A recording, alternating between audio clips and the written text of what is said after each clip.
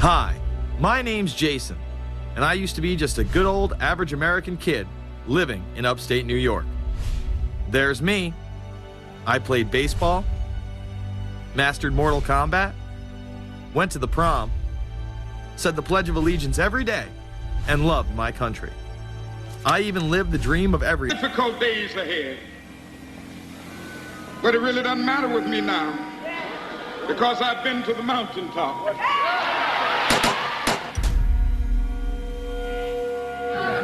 My thanks to all of you, and now it's on to Chicago, and let's win there. Thank you very much. Gave a paper about all three of the big assassinations in the 60s, which was John F. Kennedy, Bobby Kennedy, and Martin Luther King. And there are certain common denominators. I call these events deep events. We've become accustomed to the idea that every now and then something is going to happen, and we just know from the beginning we're not going to get to the bottom of it. And the more they happen, the more reconciled we've become to this state of affairs. In 1978, the House Select Committee on Assassinations could not ignore there was a conspiracy in regards to the assassination of John F. Kennedy and Martin Luther King Jr. Good evening. A congressional committee has concluded that President John Kennedy and civil rights leader Martin Luther King Jr., both of them, were probably killed as the result of conspiracies.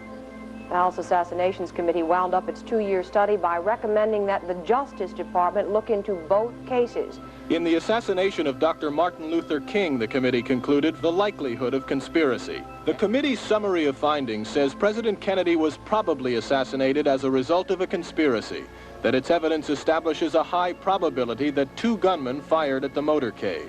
The committee concluded that President Kennedy did not receive adequate Secret Service protection in Dallas, that the CIA was deficient in sharing information before and after, that the Justice Department and Warren Commission failed to pursue possible conspiracies and made their conclusions too definite. There seems to be no debate that the CIA and Secret Service were involved in the assassination, as you can clearly see 2 Secret Service agents being taken away from their positions at the back of Kennedy's vehicle just moments before the assassination. And no matter what you believe about Oswald,